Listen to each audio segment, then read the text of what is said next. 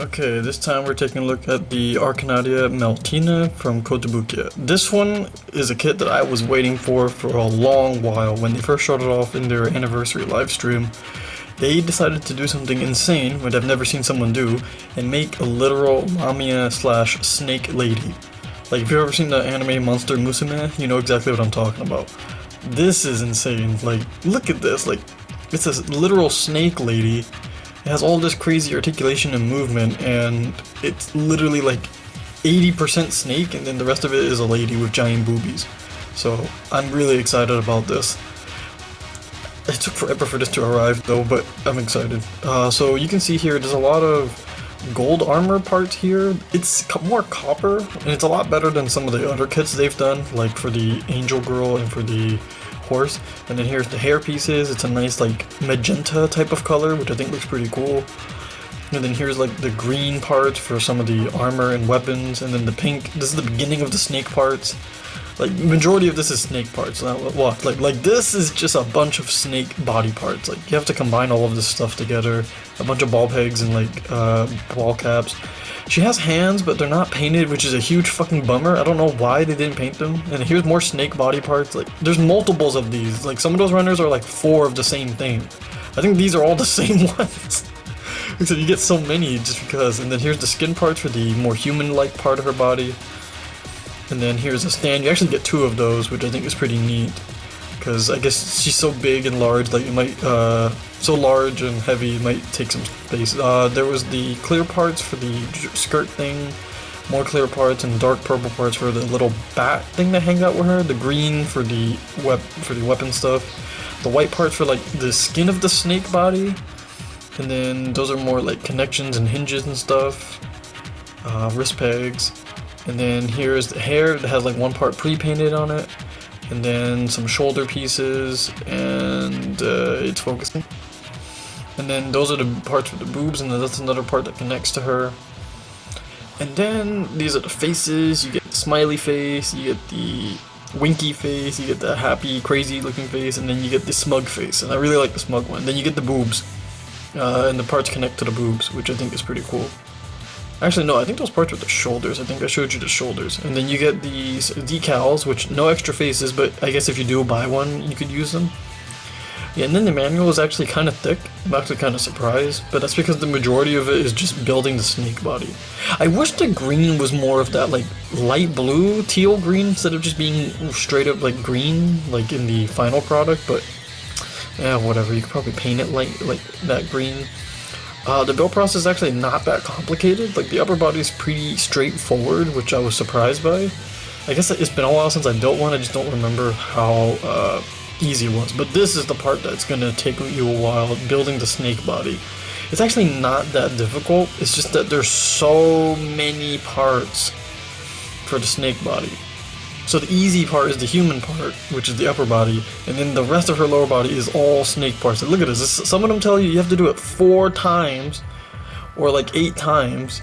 Like, say like times 4, times 4, times 4. Like, wow, okay. And then you build like the really long part, and it shows you like the specific way to connect them. So you have to use a lot of caps and a lot of like ball sockets and everything. And it's like, oh man, dude, are you serious? And then the tail connects, and then shows you how to do all this other stuff. Like, this is the majority of the kit. And then there's a part you can swap out at the bottom to put her on a stand, but you kind of don't need it because she's actually perfectly capable of standing on her own. Is it standing if it's a snake? I don't know. But yeah, and then you can swap out and use it for the horse girls, weirdly enough. And then you can also swap the head, obviously, for other compatible Kotobukiya kits. And then there's some shoulder armor, some extra stuff you put on her skirt to like make her, put her in her powered up form, like all the other kits do. She gets a Serpentor looking ass cobra thing, but it's actually a whip instead of a staff. And then you get some cool swords, which I think are neat. You get this little bat creature, and then you can swap out parts of the tail. And so this has surprisingly good range of motion, which I'll show off later. But yeah, I'm really happy about how this one turned out, and I can't wait to show you. Like, look at that. You can have a horse snake lady. I don't wonder if it works the other way around. If it does, that'd be hilarious. But alright, that's pretty much it. Let's get to the build.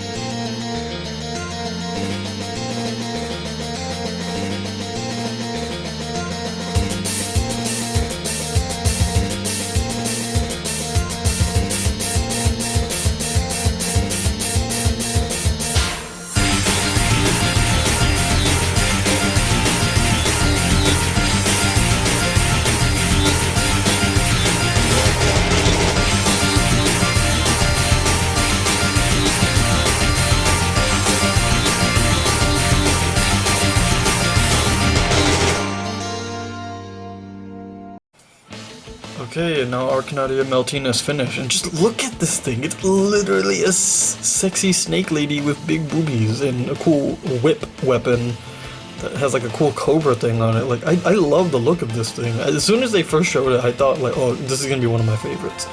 I definitely like the look. It does suck that like there's a lot of cool detail on the armor. Like, you see the trimming there, like you have to kind of paint that or something, put like a brown wash. But man, like right out the box, even without paint, it looks extremely good. I think you could maybe use a whitewash or some kind of red or something to kind of bring the scales to life, but I think they already look good as they are. Snakes kind of have like that shiny look to them anyway, but yeah, I think it'd be easier maybe if you put some paint, but like these green parts, yeah, maybe you should put some paint on it, but I don't know, I just really love the look at it, and it doesn't only look good, but it also can pose extremely well, and actually has great articulation. Now real quick, we're going to take a look at some of the articulation here. You can see the head is on the neck is on a hinge, so it goes forward and back, and then these little ponytail things on the back of her head and the back of her hair can hinge back, which gives you a perfect opportunity to move the head all the way back. Like, here's the neck moving on its own, which looks pretty good, and then you can lean forward, and then you can see it lean all the way forward with the ball joint on the head, and then combine both of them, it can lean back really far. Great head tilt. Look at this. Perfect head tilt. Like, so much dynamism right here you can see with the head movement. And then right here you can see that the shoulders go all the way up, and obviously they can rotate all the way, which is totally no problem. And look at how easily it can go across the chest. It's not that hard to engineer this, Bandai. Look at this. Kotobukiya can do it, and it's so fucking easy. Look at this. It's literally a ball peg with a really long peg to connecting to a hinge. Like, it's so easy to do this. Look, it's so easy. I don't know why companies can't do this shit right. And then here the elbow can bend over 90 degrees, which is pretty good. I kind of wish it had more. You can see the hands not being painted kind of sucks, but it does have really good range. Even if it's a little restricted, I think, by that wrist thing. The upper torso is actually really good, even though more typical of their usual stuff, but you can lean it back really far just on that top joint, which I think is pretty cool. Look at that. Like, that's great. And then you can lean it forward pretty well, and then combined with this lower torso, like, look at that. This is why you need a ball peg instead of that stupid ass hinge system that they keep doing for every other model kit. Like, look how much more you're gonna get out of this. Watch, look at this, look at that tilt. Oh my god, look at the tilt. I wish it was like this more. I wish more kits just had this full 360 range of motion. You can get so much more out of it if you could. But yeah, that's pretty great. And then look at this. The snake is like over a foot long. I measured it. This bitch is a foot long. It's crazy. And then it's not only there for show, because you can manipulate it by using all of the different double ball pegs that are connected through the different points on the tail. Just look at this thing. Like, it can be manipulated so much, and I think it's really fucking cool. Like, I don't think I've ever seen anything like this. Like, the only other time I've seen something like this is with like a really big bendy wire for like a tentacle, or like a snake for like an action figure, or that Marvel Legends Shumagorov, but like, this is literally just ball pegs, and it reminds me a lot of the SH Monster art, like Godzilla tails, but like, look at this. The majority of her is literally just ball pegs and like these caps covering the gaps and everything. I didn't mean for that to rhyme, but like, just look at that. There's so much here that you can do, and you can just coil it around her so you can keep her like, you know, so it doesn't take up as much room. You can have like other characters sit on the tail or whatever. There's a lot of interesting stuff. You can wrap it around your arm, for God's sakes. Like, I can't believe you can fucking wrap it around your arm. Like, just look at it. You can wrap it around your arm. And you can also wrap it around your neck, but I didn't really take a picture of that. But Meltina comes with the following accessories. She comes with a total of 4 faces. She comes with the standard, like, smiling, like, eyes open, you know, normal face, which I think is pretty nice. I actually like this one. And then she comes with a winky face that has her, like, teeth showing. She's smiling with her teeth. And you can see, like, her fangs, which I think is kind of cool. That one's neat. And then she comes with this, kind of like wide-eyed, like nervous slash crazy looking face with her mouth wide open. There's like a little bit of sweat dripping down like her cheek or something, which I think is kind of funny, but I like using this one like as an attacking sort of face because it kind of makes her look maniacal. And then you get this super smug, like off to the side looking face. I wish this one was facing forward, but I do understand the point of it facing to the side. And then she comes with a couple of hands. She comes with some like open, like kind of palm hands. She comes with a bunch of two fist hands, which is standard. Peace sign hands, pointy hands, like just pointing at her face or whatever. And then another pair of open palm hands, more like jazz hands sort of things. And then two pairs of gripping hands. One of them is already like on the weapons that I'm about to talk about, but yeah. Not a bad selection of hands. And then she also comes with two stands because one, she's huge, and two, I figure it'd be easier. They did it because it'd be easier for you to balance her, but you actually can balance her on her own just based from what I've shown in the articulation. As long as you have her sitting straight up in the bottom part of the, like before it tapers off into like the entire like tail thing, you can just leave her like that, and I've never had it fall over, so. But the option is there in case you need the extra stability. And then the second figure stand is so that you could probably use both of them to suspend her in midair, which I think is pretty cool. She comes with some weapons, like she comes with those cool swords, she comes with some whips. Like you can change the way the whip is, like the tip of it can be curved, or you can use like a straight piece, I guess, to kind of change it. And I think maybe you can just straight up take off the individual parts that peg onto it, connect it to the bottom of connect it to like the hilt, and then maybe just make it look like a sword or something. I'm not sure how that works, but yeah. And then these shoulder pads, they don't really get in the way. They're on the back, and they can kind of be hinged and moved around so they're out of the way. But man, this kit is like a masterclass in engineering. I can't believe that Kotobukiya did something this crazy. And it's so simple. It's literally just double ball pegs connected to a bunch of caps, like in between the different snake parts, and then that's it. And then you can just manipulate it with your hands and everything, and it's super easy. Like, it's really not that difficult to engineer this sort of thing. Like what I said about the Arcanadea Meltina, like, oh, it's not that hard to make a horse, and then Good Smile completely fucking failed to make a horse with that Fate Grand Order MILF Saber or whatever it was. Like guys, it's not that hard to make these things. Or how Bandai didn't make that fucking horse move on the SHF Griffith. It's like, model kits are doing so many great things right now, and like I wish people were paying attention to this. This is why I make these videos, to make an effort to show people that these things are great. But yeah, if you want to know what I think you should just buy this right away. It's a little pricey, and it's kind of sold out, I think, on the Kotobukiya US store, but you can still find it on other retailers. But I highly recommend you get Meltina, and I'm definitely looking forward to more Kotobukiya kits in the future. So yeah, that's it. See ya.